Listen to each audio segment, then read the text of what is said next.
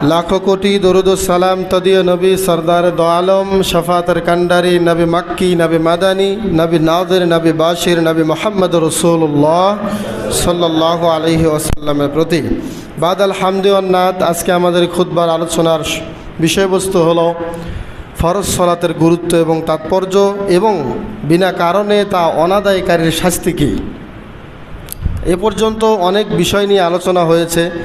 আমি আপনাদের এই মসজিদের দায়িত্ব নেওয়ার পর থেকে নিয়ে এ পর্যন্ত সলাতের গুরুত্ব এবং সলাতের আদায় না করার কারীর যে শাস্তি এ সম্পর্কে আলোচনা একদিনও করি নাই।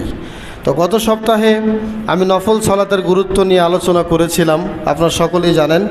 আজকে আমি আলোচনা করতে ইচ্ছা পোষণ করেছি ফরজ সলাতের গুরুত্ব প্লাস তা আদায় না করার শাস্তি কী।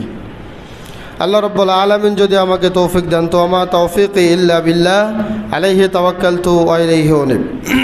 ভূমিকাহীন সংক্ষিপ্ত কথা হলো সলাত শাব্দিক অর্থ কি এটা আগে আমাদের জানতে হবে। যারা মাদ্রাসার পড়ুয়া আছেন তারা বাদে একজন একটু বলবেন সালাত মানে কি, সালাত অর্থ কি? কেউ বলতে পারবেন? সালাত অর্থ কি? মুসল্লিদেরকে বলছি, কেউ বলতে পারবেন? কেউ দাঁড়ান, সমস্যা নেই। সালাত অর্থ কি এটা কেউ বলতে পারবেন? হয়তোবা কেউ পারবেন না। আচ্ছা যাক, শিক্ষার জন্য বলছি, অন্য কিছুর জন্য নয়। সলাত মানেই হচ্ছে দোয়া। কি বললাম বলেন? সলাতের অনেকগুলো অর্থ আছে। যখন একজন মানুষ সালাত আদায় করে, সালাত পেশ করে বিশ্ব নবীর উপরে, সেটা হয় নবীর প্রতি দরুদ পাঠ করা। আর যখন স্বয়ং আল্লাহ এই ইবাদতের মাধ্যমে আমাদের উপরে রহমত নাজিল করেন, সেটা হচ্ছে আল্লাহর দয়া এবং আমাদের পক্ষ থেকে আল্লাহর কাছে দোয়া। এই জন্য যেদিন থেকে আমরা বুঝতে পারি নাই যে সলাত মানে দোয়া, সেই দিন থেকেই সমাজ থেকে সলাত থেকে দুইটা গুরুত্বপূর্ণ সুন্নাতের বিদায় হয়েছে।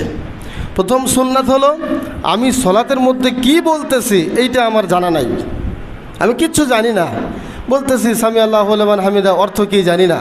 রব্বানা লাকাল হামদ হামদান কাসীরান তাইয়্যিবান মুবারাকান ফি, অর্থ কি তা জানি না। এরপরে সুবহান রব্বিয়াল আযীম, সুবহান রব্বিয়াল আলা, অর্থ কি জানি না।